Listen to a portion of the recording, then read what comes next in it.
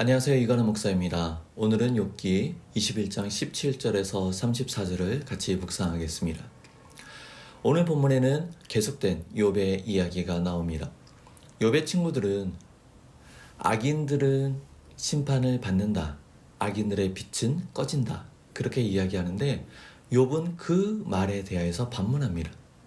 주변을 돌아보아라. 하나님의 심판을 받아서 불이 꺼진 악인들이 얼마나 있는가?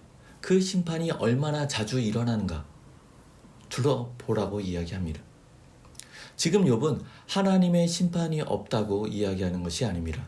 궁극적으로 하나님께서 의인과 악인을 구분하는 그 심판을 욥은 인정합니다. 하지만 아직은 아니라는 것이죠. 욥의 친구들이 가지고 있는 선입견은 악인들은 망한다는 것입니다. 그런데 욥이 망했습니다. 욥이 망한 것을 보니 욥이 악인이라는 것입니다. 이 전제 가운데 욥에게 수많은 정죄의 말을 쏟아낸 것이죠. 이러한 말들은 욥을 해롭게 하고 있다는 겁니다. 그 친구들의 말과 다르게 악인들은 죽어서까지도 영화를 누린다고 이야기합니다.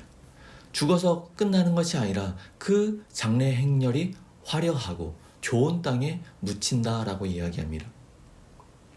악인들은 죽어 잊혀진다는 것이 아니다라고 욥은 이야기하고 있지요. 이러한 내용은 주변을 돌아보는 작은 노력을 하는 누구나 알 수 있는 일반적인 내용이라는 것입니다. 그러니 너희들도 주변을 좀 돌아보라고 이야기하고 있는 것입니다. 하나님은 어떤 분이십니까? 하나님은 우리가 생각할 때 하나님의 심판받아 마땅한 사람에게 하나님의 심판이 내려야 되는데 그러지 않습니다. 그러면 하나님의 심판이 없는가? 아니요. 하나님의 심판은 분명히 있습니다. 그 하나님의 다스림에 대해서 우리가 다 이해할 수 없습니다.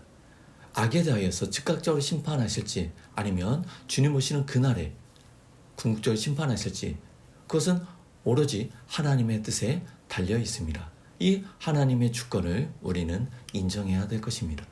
그러면 우리는 어떻게 살아야 됩니까?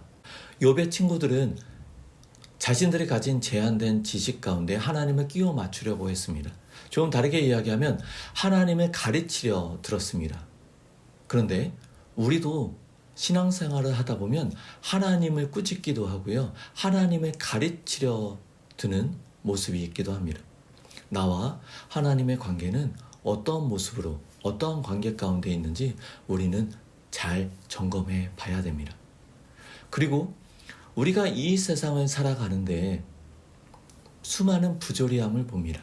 악인들이 승승장구하며 욕하는 사람들의 이야기를 더 귀 기울여주는 그러한 모습 가운데 하나님의 통치가 실존하며 그 하나님의 통치 가운데 우리가 살아가고 있음을 고백하는 믿음의 모습이 필요합니다. 결코 쉽지 않습니다. 수많은 갈등들이 있기도 합니다.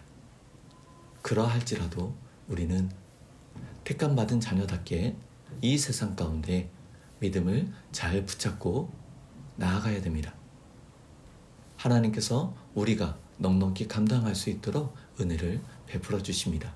그 은혜를 누리는 오늘 하루가 되기를 소망합니다. 감사합니다.